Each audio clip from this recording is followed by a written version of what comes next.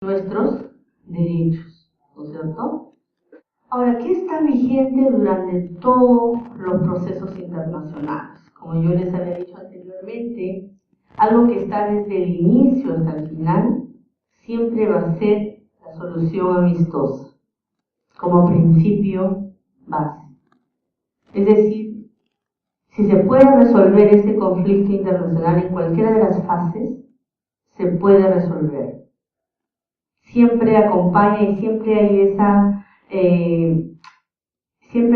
digamos, esa situación que está presente ahí, tanto en la gente de la Corte como en los agentes del Estado. O sea, ¿cómo podemos resolver?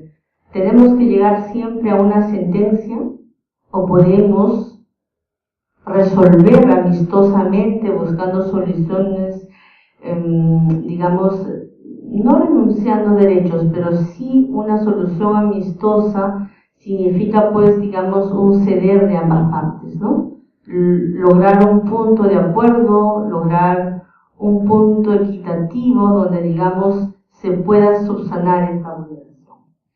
Entonces, ¿qué pasa aquí? Primero, se reúne la entidad y los peticionarios, es decir, el Estado y las partes que hayan hecho la denuncia ante la Comisión, y ante la Corte, ante la Corte. Negocian y se llega a un preacuerdo. Este preacuerdo tiene que estar sometido al Consejo de Defensa del Estado peruano. Y si este Consejo de Defensa del Estado peruano considera que sí está, porque dentro de este acuerdo, ojo, pues que aquí se disponen becas de estudio, pagos dinerarios, indemnizaciones, reincorporaciones, hay muchas situaciones. Entonces tiene que haber una autorización. Finalmente, se emite una resolución suprema del Ministerio de Justicia con el sector involucrado y se firma el acuerdo. ¿Cómo es esto del sector involucrado? Les voy a explicar un poquito. Hasta antes del 2008 había la ley, la 27775, que establecía cuál era el procedimiento de cumplimiento de las sentencias de la Corte. Y bajo la vigencia de esta ley, todas las sentencias emitidas por las Cortes, el Ministerio de Justicia asumía el cumplimiento total. Pero, no obstante que la vulneración se haya podido dar en el Ministerio de Salud, Ministerio de Educación, Ministerio de Defensa, Ministerio del Interior, lo que fuera, quien pagaba la indemnización y quien cumplía la sentencia per se de manera general era el Ministerio de Justicia. Se reforma todo el aparato del Estado en 2008 y se da el decreto ley 1068, donde establece que la responsabilidad es del ente, del sector responsable. Entonces todo eso genera todo un movimiento dentro del sistema del Estado, porque lo que estaban acostumbrados de que se asuma la defensa, digamos, no solo la defensa, sino el cumplimiento total de las sentencias del Ministerio de Justicia, pues empieza a ser un trabajo sectorizado. Y finalmente se suscribe el acuerdo, ¿no? Firma el Consejo y se formaliza la resolución suprema. Peticiones y casos versus el Estado peruano. ¿Cuál es la situación que tenemos, por ejemplo, actualmente nosotros como Estado? Tenemos peticiones en movimiento a nivel de la Comisión Interamericana, 260 casos. Peticiones inactivas pero con procesos vigentes, 133. Medidas cautelares, 24. Y casos ante la Corte, sentencias, tenemos en ejecución de sentencias 25, y un caso que estamos sometiendo y que vieron cuando en los cuadros anteriores vimos el informe de fondo y pasábamos a la competencia de la Corte, tenemos un caso, que es el caso de Sedapal, que la audiencia iba a ser la semana pasada en Quito, pero por los hechos que ustedes han visto por televisión, se ha suspendido para la primera semana de noviembre. Y ese es, digamos, el panorama actual de los casos que estamos viendo ante el Estado peruano. ¿Cuáles deben de ser las estrategias del Estado peruano para evitar, por ejemplo, el incremento de las peticiones y de los casos? Considero que tienen que ser dos. Uno, que a nivel internacional los estados también tienen que plantear una regulación del debido proceso para los estados. Porque también hay un tema que está en discusión y que la doctrina lo discute. Es decir, solo el sistema protege los derechos del individuo, pero ¿cómo podemos hacer que también el sistema de manera equitativa proteja los derechos de los estados?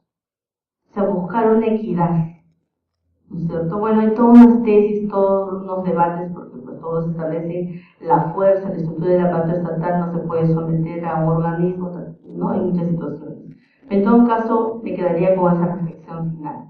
Y a nivel nacional, pues crear un sistema real de defensa de Estado de derechos humanos y de que a nivel de los funcionarios en las diferentes instituciones tengan presente que tenemos este sistema de protección.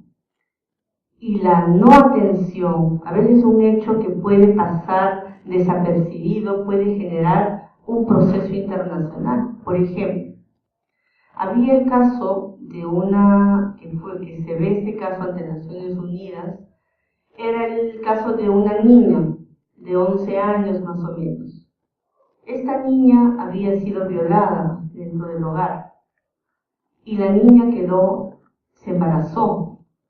Y ella obviamente dentro del conflicto interno, la edad, todas las situaciones que podían generar estos hechos bochornosos, ella decidió suicidarse. Entonces se fue a la azotea de su casa y se arrojó. Y no murió, se dañó la columna vertebral. Y ella necesitaba una operación inmediata. La llevan de emergencia a uno de sus hospitales que está por Lima Norte, y ya estaba en quirófano y en los análisis sale que estaba gestando. Entonces, ¿qué hace la Junta Médica? La madre, el padre autorizan la operación porque la operación tenía que ser ya. Pero ellos llevaron a una Junta Médica, tuvieron que reunirse con el director del hospital y todo eso duró un mes. Y cuando finalmente nunca decidieron dar la autorización, lo que primó aquí, uno de los argumentos fuertes, es de que primó una discriminación estructural desde el Estado. ¿Por qué? Porque el Estado tiene la función de promover los derechos fundamentales de mujeres y de varones. Y que esta Junta Médica solo reconoció la función reproductiva de esta menor. Es decir, si un niño en iguales situaciones hubiese llegado, un niño o varón de esa edad, este muchachito hubiese sido sometido a la operación y no hubiese habido ninguna alteración en su proyecto de vida. Mientras que ellos juzgaron con un prejuicio sexista desde la función reproductiva de la niña y no quisieron someterla al aborto y no quisieron operar. Lo que le trajo graves consecuencias, porque finalmente ella quedó tetrapléjica, la criatura nació con el cerebro destrozado, ella vio a esta menor en esa situación, con el cerebro, con el cráneo roto, abierto, y la criatura murió a los 3 días. Entonces la pregunta es, ¿el Estado es responsable? Es responsable.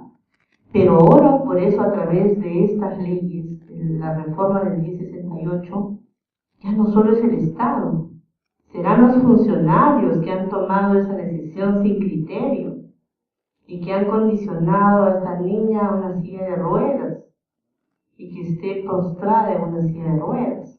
Entonces, fíjense, situaciones de esta índole generan, cuando no hay cultura y defensa de los derechos humanos, sin discriminación alguna, poder llegar a un proceso internacional.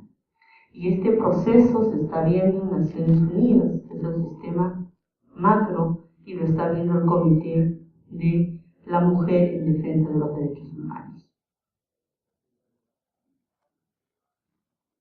Ahora, ¿qué sector tiene el rol regulador en política de derechos humanos. Como hemos estado hablando, el ente encargado es el Ministerio de Justicia, desde su Plan Nacional de Derechos Humanos. Es decir, el Ministerio de Justicia, como un pilar fundamental del Estado peruano, y lo que tiene que hacer es establecer políticas públicas en materia de derechos humanos. Es decir, se juntará, reunirá a los rectores de todas las universidades para establecer que materias como derechos humanos, derecho internacional humanitario, tienen que ser materias. ¿Ustedes conozcan todo esto? ¿Sí o no? Y si no fuera una política de carácter obligatoria, obviamente. Ahora, ¿por qué hay este compromiso y por qué el Estado se obliga? Porque en la medida que nosotros como Estado eduquemos a nuestras poblaciones, a nuestra generación en derechos fundamentales, vamos a vivir el respeto y vamos a garantizar nuestros derechos. Ustedes como ciudadanos saben que existe este sistema. Ustedes tienen la garantía que el derecho nacional, si ustedes presumieran que habría un ilícito y no quieren reconocerlo, ustedes tienen una instancia internacional donde ustedes pueden alcanzar justicia. ¿No es cierto? Entonces, desde esa política pública, el Estado, en su compromiso al momento de ratificar una convención, no solamente es el acto físico de firmar una suscripción y depositarla, sino establecer políticas, cursos. Por ejemplo, el curso de Derechos Humanos es obligatorio a nivel de la Academia de la Magistratura, es obligatorio a nivel de las universidades, es obligatorio en todos los cursos castrenses, porque este curso tiene una función transversal dentro de la formación del individuo. Porque cuando nosotros hablamos de derechos fundamentales, estamos hablando de derechos humanos, que es un término, digamos, más popular, más conocido y también muy maltratado. Pero son derechos a la vida, derecho a la educación, derecho a la libertad, derecho a la no discriminación, etcétera, etcétera. Entonces, al ser derechos fundamentales que están ligados a la dignidad del ser humano, entonces el Estado tiene una participación directa en la protección de estos. ¿Okay? Y es desde el Ministerio de Justicia que se establecen las políticas, que está el Consejo Nacional de Derechos Humanos, y a la par de este Consejo está la Procuraduría Pública Especializada Supranacional, donde laboro, que ejerce la defensa del Estado. Las fases que les he establecido, nosotros realizamos toda esa defensa a nivel del Estado. Entonces, ¿qué entidad defiende al Estado peruano ante la CIT? Estas son las siglas, que es la Procuraduría Pública Especializada Supranacional. Nuestra base legal es el Decreto Legislativo 1068 y su reglamento. ¿Cómo funciona, por ejemplo, la notificación del Estado peruano? Si la Corte va a notificar alguna resolución, alguna nota, lo que fuera, lo dirige directamente a la Embajada de Perú en Costa Rica. Y desde la fecha de esta notificación corren los plazos. Si fuera la Comisión Interamericana, será a la Embajada de Perú en Washington, ¿no es cierto? Y desde la fecha también corren los plazos. Una vez que están en la Embajada, hay una comisión que también se llama, pero es una comisión peruana, es un ente colegiado que pertenece al Estado peruano. La Embajada pone en conocimiento a la comisión a Relaciones Exteriores en el Perú, Relaciones Exteriores al Consejo de Defensa del Estado, el Consejo de Defensa del Estado a nuestra Procuraduría. Ese es todo el trayecto que sigue estas notificaciones. Ahora, por ejemplo, Ya habíamos visto que desde esta comisión pasa a la Dirección de Derechos Humanos de Relaciones Exteriores, le pasa al Consejo de Defensa y finalmente se transmite a la Procuraduría Pública Especializada. Y ahí se distribuye por las especialidades. Hay abogados especializados en derechos civiles y políticos, derechos económicos, sociales y culturales, debido proceso, ejecución de sentencias, hay varias áreas, ¿no? Garantías judiciales, etc. Ahora, cuando una vez llega esta notificación, la Procuraduría tiene que emitir informes.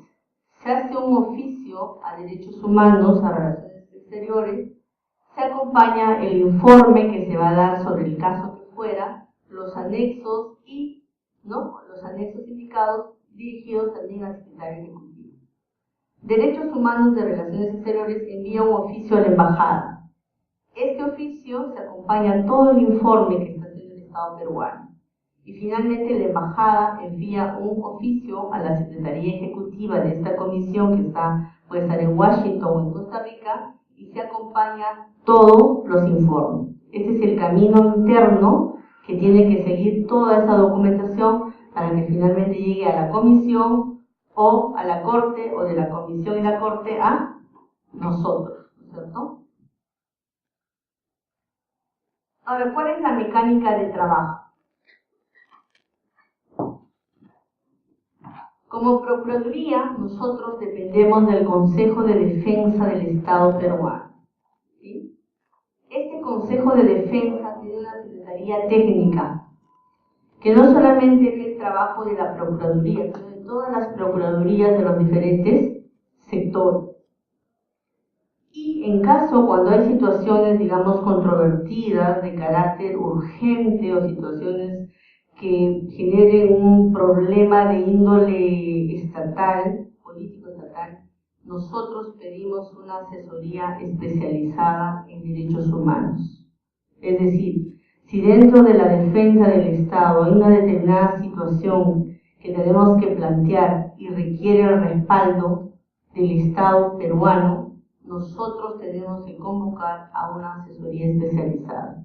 Aquí intervienen sectores como justicia, relaciones exteriores y otros desde presidencia, etcétera, etcétera, a efecto de tomar una decisión estatal. ¿Ok? Ahora, estos lineamientos generales de defensa del Estado, ¿no es cierto?, siempre lo vamos a consultar con el Consejo Jurídico de Defensa del Estado, que les andamos mandando siempre informes periódicos señalando los casos, el avance de los casos, cómo son las situaciones, etcétera, en qué circunstancias estamos. Y siempre trabajamos con expertos y con una asesoría especializada. Si nosotros necesitamos un determinado perito para que nos establezca, digamos, cuál es el daño moral, cuál es el daño inmaterial en determinados casos, convocamos a los mejores peritos, ¿no es cierto?, de los colegios especializados para que nos apoyen en estos trabajos especializados. Ahora, esta opinión de la asesoría especializada está compuesta por el jefe del gabinete del Ministerio de Justicia, el director de Derechos Humanos de Relaciones Exteriores y el director del Consejo Nacional de Derechos Humanos. Este Consejo Nacional de Derechos Humanos está conformado siquiera por unas 15 personas, especialistas en diferentes temas y sectores. Ahora, ¿en qué oportunidad se realiza la consulta? Cuando nosotros vamos a emitir alguna observación, algún informe que nos haya llegado contra el Estado y tengamos una situación que no solo implique un análisis desde el Ministerio de Justicia, sino que implique, digamos, a una entidad, a una situación de mayor alcance. Entonces, ahí trabajamos con este grupo de asesoría. Ahora, ¿cuáles son las relaciones con nosotros? ¿Con qué sectores trabajamos nosotros?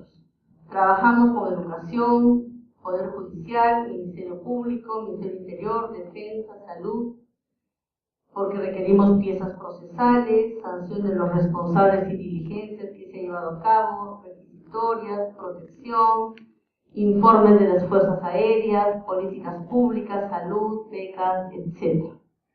¿No es cierto? Entonces, desde el aparato estatal trabajamos con todas las instituciones del Estado y pedimos todo tipo de información que para nosotros dentro de la defensa sea válida. ¿Okay? Ahora, en ejecución de sentencia. Ejecución de sentencia significa que ya, una vez que se ha dictado la sentencia de la Corte Interamericana, estas son remitidas al Estado peruano para que el Estado cumpla. Son 25 sentencias que tenemos nosotros en nuestro haber que se haya dictado la Corte.